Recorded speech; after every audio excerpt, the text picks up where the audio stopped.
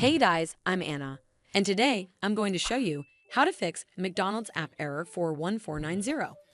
So first of all, you need to completely restart mobile data on your device.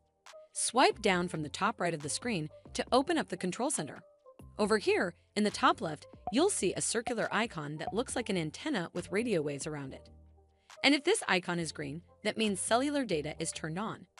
So now what you need to do is tap on this icon to completely turn off your cellular data. Wait for around 5 to 10 seconds, and then again tap on this data icon to turn it back on. This should fix the McDonald's app error 41490. But if it doesn't, then you need to make sure you're running the latest version of the app. Open up App Store on your device, and then tap on this search icon in the bottom right corner. Then search for the McDonald's mobile app, and if you see this update button right next to the app name, simply tap on it to make sure you're running the latest version of the app. This should fix the McDonald's app error 41490. But if it doesn't, then you need to clear App Cache. Go to your device settings and then scroll all the way down to General and tap on it.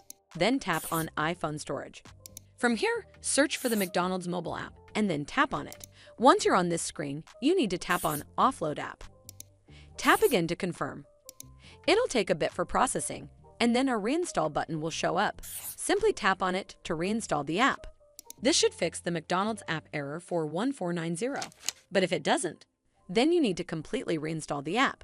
Follow the on-screen instructions to navigate all the way to the app page.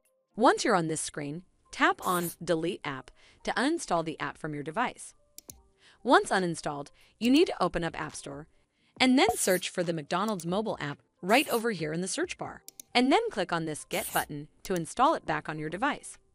Well, that's how you fix McDonald's app error 41490. I hope you found this video helpful, and if you did, make sure you give it a thumbs up to see more videos like this, and don't forget to hit that subscribe button. We'll see you in the next one.